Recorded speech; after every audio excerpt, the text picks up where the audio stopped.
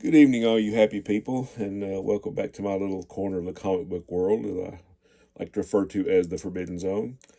Uh, Lots going on this week. It was a long week. Uh, we had to work 6 days. I had to work Saturday, and we didn't get to do the comic book memories. My partner, Rod, is he's kind of under the weather, so for you folks that know Rod, just throw up some prayers and send some warm wishes his way for him to get feeling better. Uh, so he had to cancel out. He would have done it anyway, but he had to cancel out because he wasn't feeling well. But I had to work Saturday, so obviously I couldn't make it. And my son and I had plans to go to a comic show today. Well, I guess it's Monday now, but we had tickets for yesterday, Sunday. And so I was going to come home last night and relax a little bit, and then we were going to go to the show. But I got contacted by one of my music friends that I hadn't seen in a long time, and we traveled the roads together since like the '80s. Put it that way. It's been a while. But he contacted me and said, "Hey, are you playing tonight? And if not, do you want to?" I said, "Okay. What's the gig? And give me the details and what's the pay and all that stuff." So we talked to the girl that needed the band, and so we just threw a band together out of thin air and played till like 1:30 in the morning, which I guess was a good thing the time went back for daylight savings, because it would have been a really short night otherwise. But so I went and played last night and got a little bit more comic book money, Christmas fund money, Uh, so probably went to bed about 3 a.m. last night or this morning or yesterday morning. I'm really confused right now because I'm a little bit tired. But had a great time at the comic show. Our local guy that runs the comic shop up here, Todd, he always puts on a good show. Didn't have to pay for parking, and lots of cool dealers, and uh, found a nice little stack of books. So I'd already planned. I was like, well, I know I got to work Saturday, and I know my son and I were going to the show Sunday. So I was like, okay, I'm going to schedule a vacation day for Monday. So that's why I'm up so late on a Sunday night. I'm just going to take tomorrow and veg out and read comic books. So, and then I got to play music Tuesday night. We're doing a thing, doing a little show for some little representative in one of the districts up here. So we're going to be doing a little thing Tuesday night for about 3 or 4 hours. So there's that. Get a drink of water. Just a little bit hoarse. I sang last night. So uh, anyway, great show. A lot of great people, a lot of great comics and collectibles. Uh, and this was right here in town in Richmond. So it was pretty nice. And always a good deal when I get to hang out with my son, because he's got a busy life. He's married, and he's got two young kids, and he works, and they got a pretty busy social life. So when he hangs out with the old man, it's a real treat. So I'll just a little bit of everything. I crossed about 12 books off my want list, and my want list is pretty big. So no, I didn't make a dent, but that's a good thing in a way, right? You never run out of stuff to collect. Okay, first thing I got here, we've got Micronauts number 8.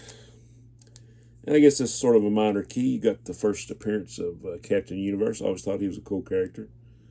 Got some great artwork in this by Michael Golden. And we got Marvel Triple Action number 8.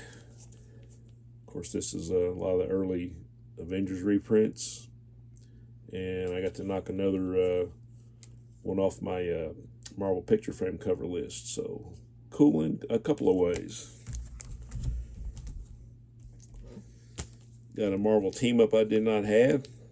Number 66. I think John Byrne does the art in this one, but Spider-Man and Captain Britain.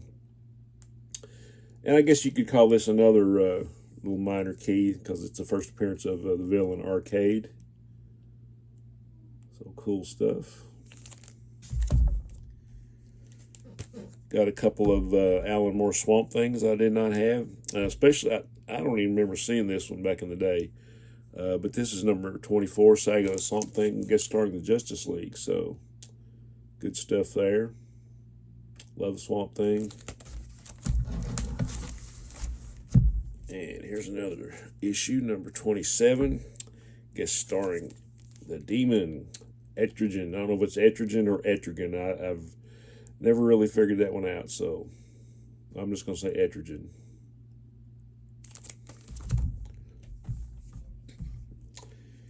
And got a couple of Gold Key Star Treks. I think I might have mentioned I did a video a while back and I had this same shirt on. I think Spinrack Studios commented. I said it's against the law to have a Gold Key shirt on and not show any Gold Key comics. So Dave, this is for you. So we got some classic Star Trek, number 30 from Gold Key. And we got, this is number 15, that great George Wilson artwork there. These are really reasonable. I think they were like in the $3 box or $5 box. In great shape too. I was really surprised. Usually you find these Star Treks in high grade and they're pretty high. Checked another one of the Howard the Duck off my list. Number 10. Got Howard and the Space Turnip there and Spider-Man. And I think Omega the Unknown is actually, which I like that character. So some Steve Gerber, Gene Colan goodness. And this one's from my buddy Rod. Incredible Hulk Annual number 11. King size. The Day the Earth Turned Green. It's starring Avengers and Spider-Man. Crossed one off my Bronze Age Wonder Woman list. Wonder Woman 266.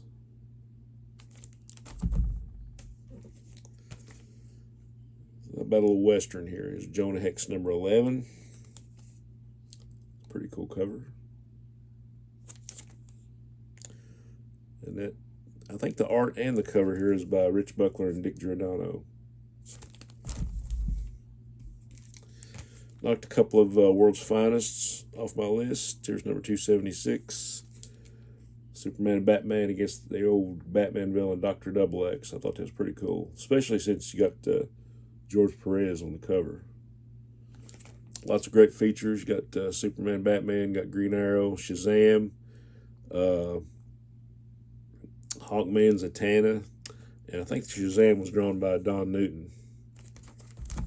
And same thing with this. This is number 262. This is kind of cool. Adam Strange and Hawkman team up. How about that, Heggie? Huh? How about that? And got, I think got some Aquaman in here maybe. And some Shazam. I think both drawn by Don Newton. So, about some old Silver Age DC War. These were like in a $2 box, I think. I think this is number 91, All American Men of War. Great cover. And number 97.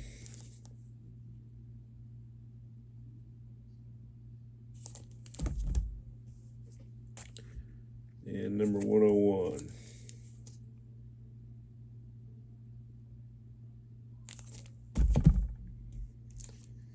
We got some Joe Keyword goodness here. This is, I guess, an anniversary issue. Unknown Soldier number 250. And guest starring in All in One Story. Sergeant Rock, Haunted Tank, Mademoiselle Marie, and the Losers. And they're all trying to find the unknown soldier. Or a reasonable facsimile thereof.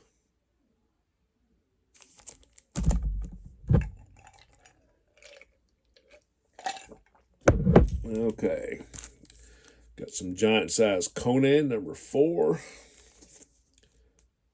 Got a great Conan story. I think in the back it reprints Conan number 7.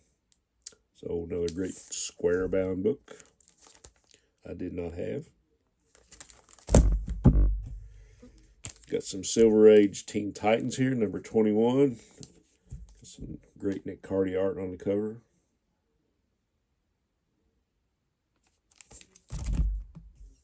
and More Unknown Soldier, number 256. Another great Kubert cover. And one of the reasons I enjoyed finding this one was one of the backup features is Captain Fear. You might remember him from that little short anthology run in Adventure Comics, like 425 to 427. And he was one of the backup features. I think Alex Nino did the art. But in this one, I think it's Walt Simonson does the art on the feature. So pretty cool there. And we got a couple EC reprints. Love these things, since I'll never be able to afford the originals. And these things have been reprinted so many times. But I think these were like in the $2 box. Weird Science Fantasy number 6. A great Al Feldstein cover. And here's some when Gladstone was publishing them. Double-sized science fiction, Weird Science number 4. A great Wally Wood cover. Yeah, I can't wait to dig into these. Got some Charlton, Strange Suspense Stories number 4. Cover and art in the interior by Jim Aparo. Good stuff. Unexpected 113 with a great Neil Adams cover.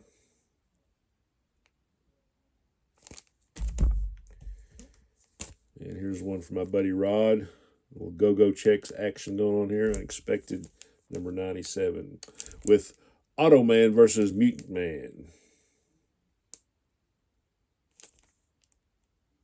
I don't know, that looks like somebody's grandma who went crazy on the hormones or something. He must be like a distant cousin of Robot Man. Fun stuff, right? And here we got some DC Bronze Age horror. House of Secrets number 118. Luis Dominguez cover.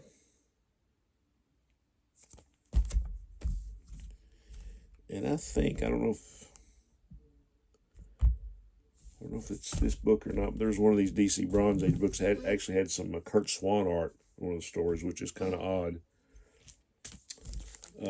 Trying to complete this one. Just a few issues away now. Weird Wonder Tales number 21. This might be the last issue, featuring Dr. Druid.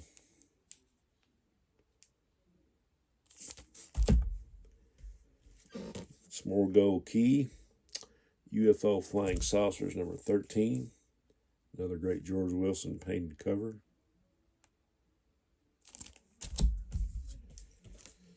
Secrets of Haunted House number 24.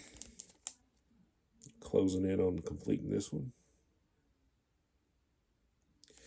Yeah, I could have stayed there a couple more hours and spent twice as much money. But by that time, I was running out of gas. So here we have Ghosts number 100.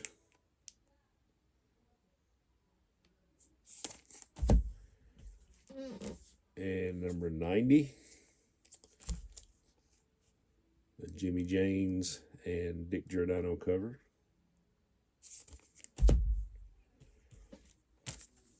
This is a really cool cover. Weird War Tales number 63. Got Joe Kubert. You got a guy in an army tank, and it looks like another planet, maybe in the future. You got some skeletons and spacesuits. What else do you want? There was only 2 issues of this. I had the first issue, and I was lucky to find the second one. Here is the Time Tunnel, number 2. Love this show. So with this one, it puts that series to bed. Got some king-size action going on here. Sergeant Fury Special, number 7. Nice little square-bound book. Got some cool reprints in it.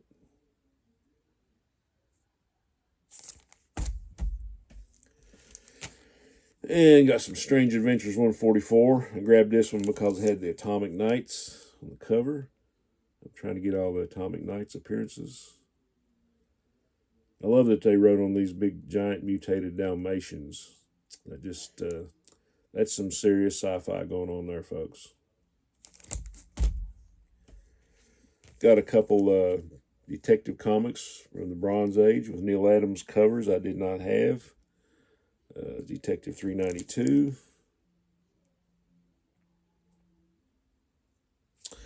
I Died 1,000 Deaths. Seemed like that would hurt. Number 394. Another Neil Adams cover.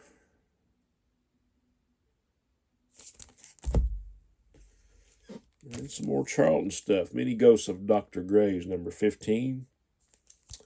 With some Jim Aparo on the cover. I think maybe on the interiors with some Steve Ditko. So definitely worth the price of admission there. Another series I'm trying to complete. A few issues away. Mighty Samson, number 10. And that is an outstanding cover right there.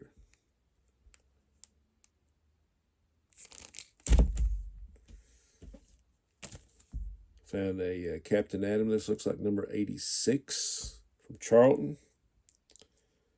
With, looks like Nightshade and the Ghost. So some cool Charlton Silver Age superhero stuff going on there. Got a couple black and white magazines. There was one dealer, and I've got stuff from this guy 2 or 3 times before, but he's from I think close to Bristol, Tennessee. The guy's got everything, you know. And he had a lot of black and white magazines. Here we have Erie number 64 from Warren.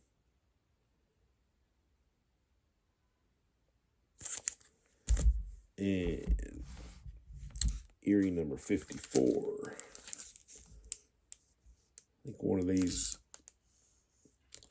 yeah, I think this one's got a color section in it with some Will Eisner Spirit action going on.